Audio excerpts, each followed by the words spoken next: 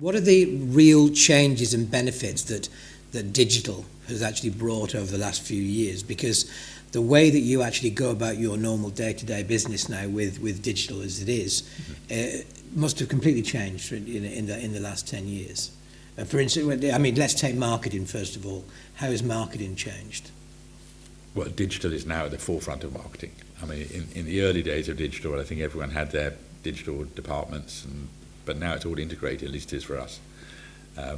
And every conversation about marketing and promoting a record starts with digital these days. Every conversation starts with probably putting up an MP3, posting an MP3 and giving it away. I know the majors don't do that, but the independents certainly do. And almost without exception, the way we kick a record off, like the Bon Iver record right now, post Calgary, it's the way that you start engaging people and get people talking about things. And the whole music discovery process, which is now a global process, can build you up such momentum for a release that's just the way you do it. And you know, sites like Pitchfork, which is obviously not an English site, it's an American site. Pitchfork is like the most influential medium of exposure for artists these So days. what are the other influential music blogs that would you say that you would post MP3s to? I mean, in the UK, people like Drowned Sound and Quietus. NPR is incredibly influential in America. I think so many people now, especially with the kind of music we make, listen to American sites. I mean, personally, I love the NPR Daily Mail out. You know, every morning you get something. Most times I haven't heard of it, and you know, it's always interesting. And so, if people in this room were putting out their own record, would they have access to posting their MP3s on those sort of sites? Sure. Well, I mean, obviously you've got to post it, and then you've got to get take up from what you posted. But yes, and I think it's kind of become the way you do it, that to get something kicked off, you give something away. I mean, obviously none of us can live on free music, but there've always been tasters, and there's always been introductory offers, and just you put music up, you let it circulate, and then you snare people, and then you sell to them. Yeah. And I mean, you were talking about how digital had leveled the playing field a bit, and so I suppose the sort of thing you're talking about is that the 20 years or even 15 years ago, the majors they owned the means of distribution, or almost exclusively, even the means of manufacture. They certainly seem to dominate access to the gatekeepers such as radio and TV. So where are you with radio, with more traditional media now that digital is there and is very important? How's that affected your access to those other media? You use what happens online to convince those media. Like, yeah, the day has gone, if it ever existed, when you could kind of bang on the door of Radio 1 or bang on the door of Rolling Stone and say, my music is great, you've got to put it on the cover, you've got to put it on a playlist. I mean, that just doesn't work anymore. You have to be able to tell a story, and much better than telling a story, you have to make things happen so that they come to you rather than you go to them. And so I'm thinking about people who may be putting records out in this room. When you say make things happen, in order to get the attention of radio and TV and the conventional press and so on, what sort of things are we talking about making happen? You need to spread music, post music around, and get people talking about it. So you can spread it around. So it's people talking about it.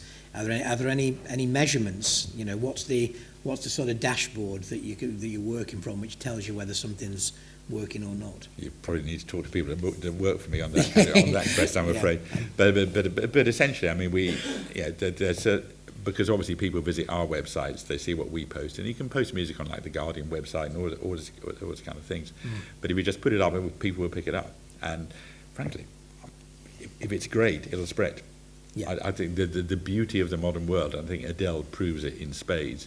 If you make something amazing, it connects, people buy it. Yeah, no, absolutely. So independent labels used to be members and represented by the BPI. And I don't know how many years ago now, 10, 15? 11 or 12.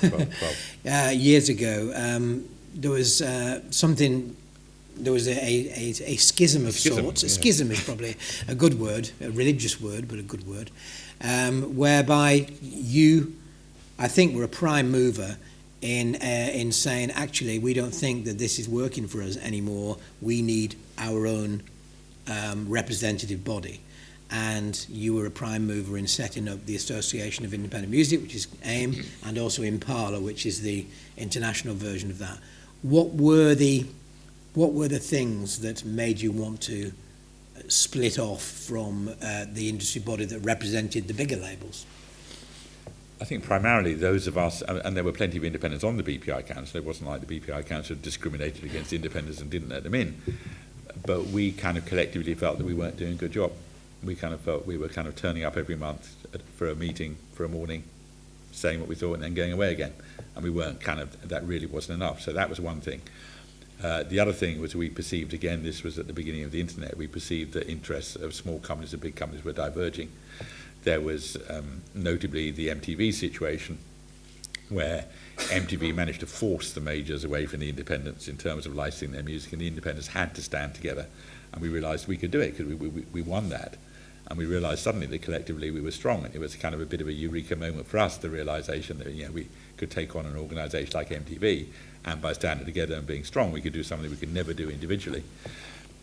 At the same time, there was clearly a lot of kind of communal and collective support needed for the new digital world and how we were licensing, and there was education and all those kind of things. And we felt that we just needed to be together. And so a small number of us started talking, and the first meeting was 3 people, and then the next meeting was 12 people, and the next meeting was 20, and the next meeting was 50.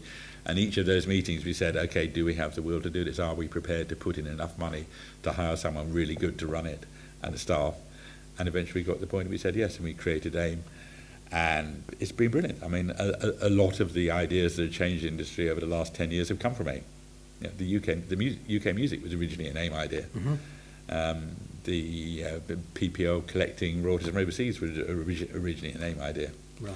And I think that AIM in general and Allison in particular have really changed the landscape, and they've obviously spawned similar movements in other parts of the industry, because the interests of the big companies and the interests of the small companies are not always the same.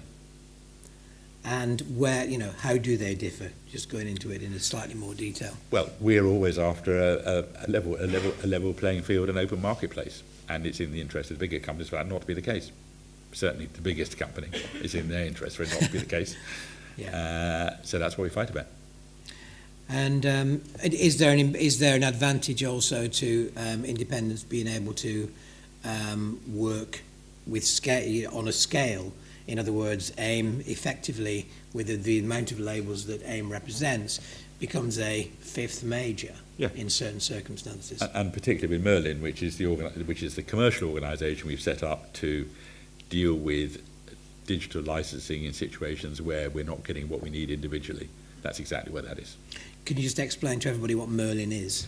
Merlin is an organisation which we set up to, in instances where independent labels or their distributors and aggregators could not get equal deals to the majors with the principal digital services, the idea was to, again, aggregate our strength to the position where we could be the 5th major and we could hopefully get equal deals.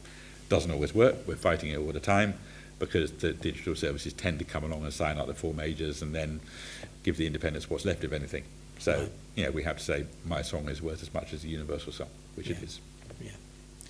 And there's a lot of discussion at the moment talking about, working at scale of collective licensing of music.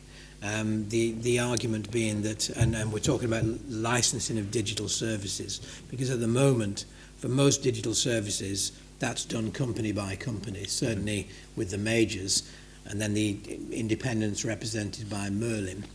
But there is an argument that perhaps certain types of digital services are being slowed down because not everybody is getting on board at the same time. Can you just talk to that particular issue? Well, as I said before, I think it's true that the majors have made it too hard to license, although that's less so now. I think the majors tend to, to protect their own interests and arguably those of their artists, they tend to demand over-onerous terms of the digital services. and as a consequence of them doing that, when those services come to the independents, they need to make some savings. It's a bit like if you put out a compilation album, if you were paying a 26% royalty to all those people, you've got to pay a 20% royalty to those people to end up with an average of 23. So we suffer from that. I think my concern, and this is a more personal one rather than independent, but rather than a collective one in a moment, is I think there's certain kind of services which the majors perceive as being not in their interests. And those are the ones that probably allow people, to go back to where I was, to consume individual music tracks without paying for them, rather than being persuaded to buy albums. So I'm talking about services like, for example, Pandora in America. So interactive radio services, not on-demand services, but interactive services.